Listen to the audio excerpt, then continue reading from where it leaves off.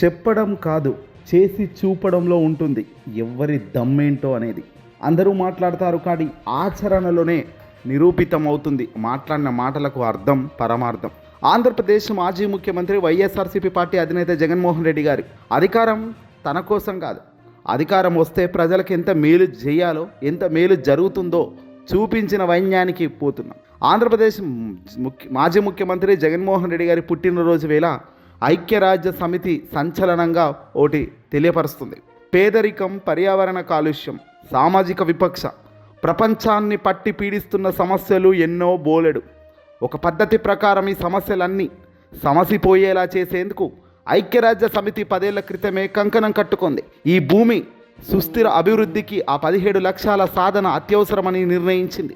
Sustainable development goals, క్లుప్తంగా SDG goals అనే లక్ష్యాలకు 2019-2024 మధ్య కాలంలో ఆంధ్రప్రదేశ్ ముఖ్యమంత్రిగా వైఎస్ జగన్మోహన్ రెడ్డి గారు ప్రవేశపెట్టిన నవరత్నాలకు అతి దగ్గరి సంబంధం స్పష్టంగా ఉందనేది తెలుస్తోంది. ఇప్పుడు ఒక్కో పథకం వెనుక ఏ సస్టైనబుల్ డెవలప్మెంట్ గోల్ లక్ష్య సాధన ఉంది అనేది ఖచ్చితంగా ఐక్యరాజ్య సమితి బయటపెట్టిన అంశంగా చూడాలి. ఇప్పుడు వైఎస్ఆర్ రైతు భరోసా, ఈ పథకం వ్యవసాయాన్ని లాభసాటిగా మార్చి రైతులకు భరోసా కల్పించడంపై దృష్టి పెట్టిన పథకం.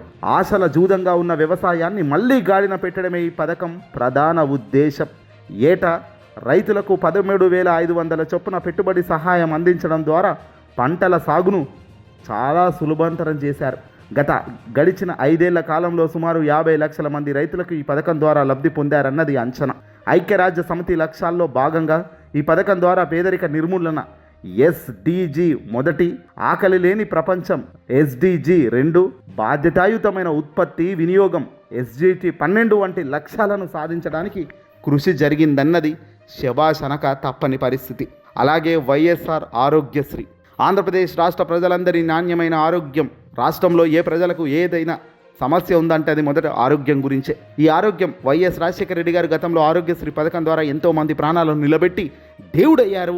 ప్రజల గుండెల్లో సుస్థిర స్థానం సంపాదించిన పథకంగా ఆరోగ్యశ్రీ. కొడుకు కూడా అదే దారిలో జగన్మోహన్ రెడ్డి గారు వెళ్తూ రాష్ట్రానికి ముఖ్యమంత్రి అయిన తొలి రోజుల్లోనే ఆరోగ్యశ్రీని బలోపేతం చేశారు. ఆంధ్రప్రదేశ్ రాష్ట్ర ప్రజలందరికీ గొప్ప క్వాలిటీ ఆరోగ్యం ఇవ్వాలని అక్కడ ఆయన తీసుకొచ్చిన పథకానికి ఎంతో ఉపయోగించారు. వైద్య సహాయం విషయంలో వార్షిక ఆదాయం 5 లక్షల వరకు ఉన్న కుటుంబాలకు ఏడాదికి ఇయర్కు 25 లక్షల వరకు ఉచిత వైద్యుల ఖర్చులు ప్రభుత్వం భరించే పరిస్థితి ఉండేలా ఆరోగ్యశ్రీని రూపుదిద్దడంలోనే దేశం మొత్తం తిరిగి చూసింది ఏపీ వైపు. గత 5 ఏళ్ల కాలంలో సుమారు 1,40,00,000 మంది లబ్ధిదారులు ఈ సేవల ద్వారా ప్రయోజనం పొందారు. ఐక్యరాజ్య సమితి లక్ష్యాల్లో అందరికీ ఆరోగ్యం, అందరికీ సంక్షేమం, SD3తో పాటు సమాజంలో అసమానత అంటే బ్యాలెన్స్ను తొలగించి ఆ లక్ష్యాలను ఈ పథకం ప్రతిబింబించిందని చెప్పొచ్చు. నాడు నేడు జగన్మోహన్ రెడ్డి గారు గొప్పగా తీసుకొచ్చిన పథకం ఇది. ఐక్యరాజ్య సమితి లక్ష్యాల్లో కూడా కీలక భాగంగా నాణ్యమైన విద్య SGT 4, మౌలిక వసతులు, సృజనాత్మకత, పరిశ్రమ. దశాబ్దాలుగా నిర్లక్ష్యానికి గురైన ప్రభుత్వ పాఠశాలల స్థితిగతులను సమూలంగా మార్చేసి విద్యార్థులకు ఒక కొత్త ఆధునికత, తరగతి గదులు కావచ్చు, డిజిటల్ బోధన కావచ్చు, త్రాగునీరు వంటి సౌకర్యాలను కల్పన చేసిన విధానం ఆ యొక్క పథకం ఉద్దేశం. 3 దశల్లో ఆంధ్రప్రదేశ్ ఏకంగా 45,000 పాఠశాలల రూపురేఖలను మార్చేసి చరిత్ర ముందు గొప్ప పేజీని నిలబెట్టింది. వాస్తవం కాదా? ఈరోజు ప్రస్తుతం అధికారంలో ఉన్న కూటమి సర్కార్ చంద్రబాబు నాయుడు గారు అయితేనేమి, డిప్యూటీ సీఎం పవన్ కళ్యాణ్ గారు అయితేనేమి ఇదే పాఠశాలకు వెళ్ళి సూపర్ అంటూ వీడియోలు ఉన్నాయి కదా. ఈ సూపర్ వెనుక ఉన్న ఒక సూపర్ ఐడియా అనేది నాడు నేడు అన్న జగన్మోహన్ రెడ్డి గారు తెచ్చిన ఐడియా కాదా? ఇది ఐక్యరాజ్య సమితి లక్ష్యాల్లో కీలకమైన భాగం కాదా? వైఎస్ఆర్ పెన్షన్ కనుక మరొకటి. ఐక్యరాజ్య సమితి లక్ష్యాల్లో భాగంగా పేదరిక నిర్మూలన SGT ఒక బ్యాలెన్స్ను తొలగించి రాష్ట్రంలో వృద్ధులు, వితంతువులు, దివ్యాంగులతో పాటు అర్హులైన ఇతరులకు నెల ఆర్థిక సహాయం అందించేందుకు ఏర్పాటు చేసిన పథకమే ఈ వైఎస్ఆర్ పెన్షన్ కానుక పథకం. 5 ఏళ్ల కాలంలో సుమారు 65 లక్షల మందికి ఈ పథకం కింద లబ్ధి పొందారు. వాలంటీర్ వ్యవస్థ పుణ్యమా అని బీద బిక్కి వృద్ధుల ఇళ్లకు వద్దకే డోర్ డెలివరీ ద్వారా పెన్షన్ సొమ్ము అందించడం చరిత్రలో ఎవ్వరూ చేయని పని. జగనన్న విద్యా దీవెన, వసతి దీవెన, ఐక్యరాజ్య సమితి లక్ష్యాల్లో భాగంగా నాణ్యమైన విద్య, లింగ సమానత్వం, విద్యార్థుల ఫీజు రియంబర్స్మెంట్తో పాటు నివాసానికి కూడా ఆర్థిక సహాయం అందించేందుకు ఉద్దేశించిన పథకం ఎన్నో. మగపిల్లలు, ఆడపిల్లలు ఉన్న తేడా లేకుండా అందరికీ పథకాలు వర్తింపజేశారు.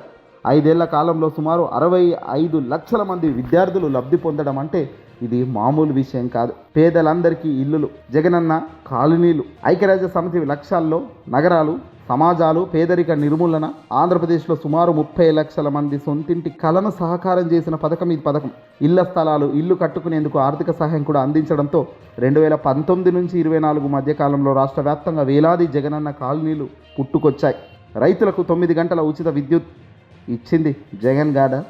ఐక్యరాజ్య సమితి లక్ష్యాల్లో భాగంగా చౌక కాలుష్య రహిత విద్యుత్, గౌరవప్రదమైన పని, ఆర్థిక అభివృద్ధి, కరెంటు కోతాలతో వ్యవసాయానికి జరుగుతున్న నష్టానికి చెక్ పెట్టిన పథకం ఈ పథకాలు కావా?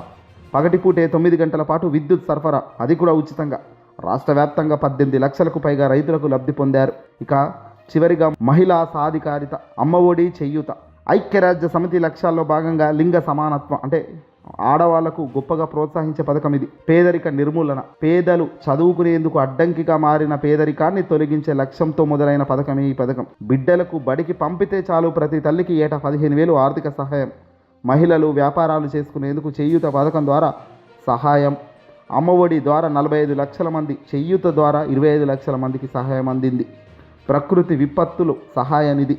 ఐక్యరాజ్య సమితి లక్ష్యాల్లో భాగంగా వాతావరణ మార్పులపై చర్యలు, ఆకలి లేని ప్రపంచం, వరదలు, కరువు, కాటకాల వంటి ప్రకృతి విపత్తుల సమయంలో కూడా రైతులకు ఆదుకునేందుకు ఏర్పాటు చేసిన పథకం ఈ పథకం. 5 ఏళ్ల కాలంలో సుమారు 10 లక్షల మందికి సహాయం, సహకారాలు అందుకున్నారు. అంటే ప్రపంచ ఐక్యరాజ్య సమితి ఇచ్చిన కొన్ని ఆ అంశాలకు కరెక్ట్గా మ్యాచ్ అయ్యే పథకాలనే జగన్ తన రాష్ట్రంలో అమలు చేయడం అంటే ఇందుకే ఐక్యరాజ్య సమితిలోని పెద్దలు సైతం ఈరోజు జగన్మోహన్ రెడ్డి గారికి తన యొక్క పుట్టినరోజు శుభాకాంక్షలు తెలుపుతూ సల్యూట్ కొడుతున్నారు తన పరిపాలనకు. ప్రపంచం మెచ్చిన కొందరే ముఖ్యమంత్రులు ఉంటారు. అందులో రాజశేఖర రెడ్డి గారు, తర్వాత జగన్, వీళ్ళంతా కూడా ఈరోజు ప్రపంచం మెచ్చిన రాజకీయ చరిత్రలో నాయకులుగా నిలుస్తారు, నిలబడతారు.